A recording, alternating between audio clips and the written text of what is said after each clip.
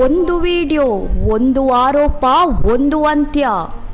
ಕೇರಳದ ಕೋಸಿಕೋಡ್ನಲ್ಲಿ ನಡೆದ ಈ ಘಟನೆ ಈಗ ಇಡೀ ದೇಶದಾದ್ಯಂತ ಚರ್ಚೆಗೆ ಕಾರಣವಾಗಿದೆ. ಅಷ್ಟಕ್ಕೂ ಆ ಬಸ್ಸಿನಲ್ಲಿ ನಡೆದದ್ದೇನು? ಆ ಯುವಕ ನಿಜವಾಗಿಯೂ ಕಿರುಕುಳ ನೀಡಿದ್ದನೇ ಅಥವಾ ಅದು ಕೇವಲ ಒಂದು ತಪ್ಪು ಗ್ರಹಿಕೆಯಾಗಿತ್ತೇ?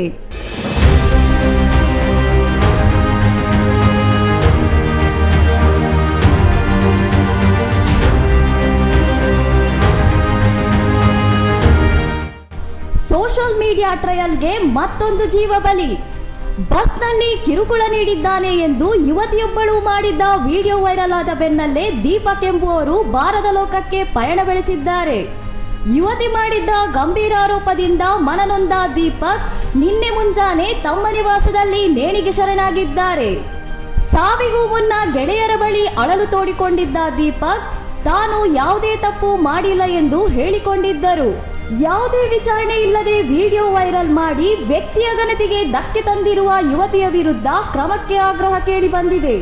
ಡಿಜಿಟಲ್ ಜಗತ್ತಿನ ಕರಾಳ ಮುಖಕ್ಕೆ ಸಾಕ್ಷಿಯಾದ ಈ ಘಟನೆ ಬಗ್ಗೆ ಪೊಲೀಸರು ತೀವ್ರ ತನಿಖೆ ಆರಂಭಿಸಿದ್ದಾರೆ. ಇನ್ನಷ್ಟು ಸುದ್ದಿಗಳಿಗಾಗಿ ನೋಡ್ತಾ ಇರಿ ಸೌರಂ ಟಿವಿ.